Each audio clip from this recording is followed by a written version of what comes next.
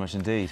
Well, Alexander Meleagrou-Hitchens is an expert in radicalisation at King's College Hospital, and he was listening with us to the Anjem Choudary interview. I just wanted your reaction. I mean, he said there that the attackers would be a hero to Muslims around the world and that he refused to condemn the attack.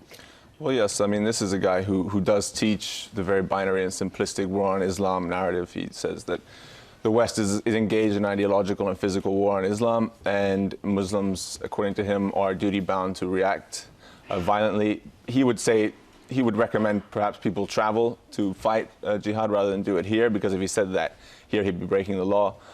He has a history as a lawyer, so he does know how to avoid breaking any laws. As you can see, he's very careful in how he words his stuff. But yeah, I mean, look, essentially, what happened in Woolwich is to some extent a product of what this guy has been up to for over a decade.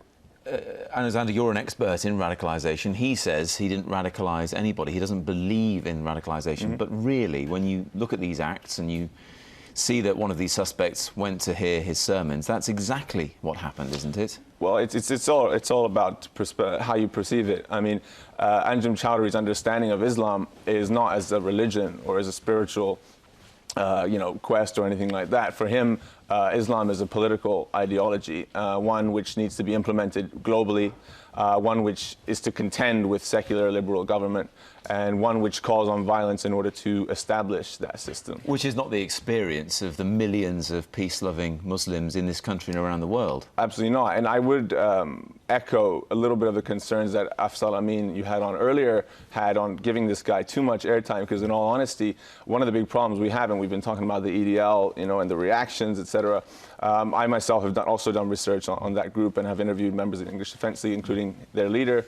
And, a lot of them do genuinely believe that Anjem Choudary is representative of Muslims in this country, when he is only representative of a tiny minority. And when he comes on like this is, there's going to be a lot of people who saw that. Of course. Muslim and non-Muslim. But our aim is, in speaking to you as well, and Afzal prior to that, is to remain balanced. But we can't ignore what he's saying, can we?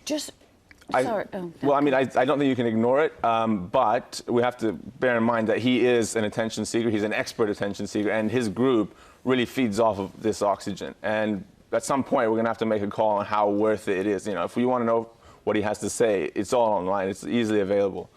So it is worth perhaps reconsidering. Alexander, good to hear your views. I wish we'd got longer, but I'm sure we'll hear from you in the coming days. Thank you very much indeed. Thank you. OK, it's approaching 6:30, and Laura